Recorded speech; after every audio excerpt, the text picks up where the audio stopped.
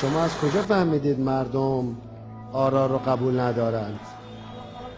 شما با 40 میلیون نفر تماس داشتید؟ شما چند نفری که خودتون دوست دارید میبینید. اشتباه شما همینه. به مردمه، توسط مردم برگزار شده، 40 میلیون مردم درش شرکت کردن و خود مردم تصمیم گرفتن اونا چطور چیشو مقان زیر سوال ببرن، کجاش رو. بالاخره ما قانون انتخابات داریم، بگن طبق کدوم بند و در کجا. هنوز من ندیدم کسی یه سندی ارائه بده، فقط میگن نتایج خلاف انتظار ما بوده است. خب شما انتظارتون رو درست کنید.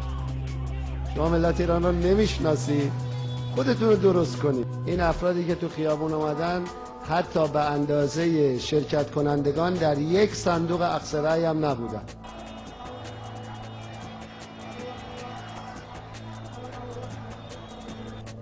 امروز دوران ملت هاست، دوران اندیشه و منطقه، دوران تغییر و تحولات بزرگه. ضمن اینکه ملت ایران ملت مقتدری است، گرچه طرفدار صلح و عدالت و برادری است، اما همه میدونن که از منافع خودش با قدرت دفاع میکنه و تهدید کننده رو پشیمون خواهد کرد. ما به طور اصولی مخالف اعدام انسان ها هستیم،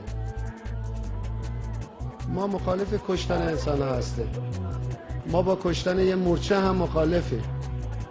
شما نگران نباشید.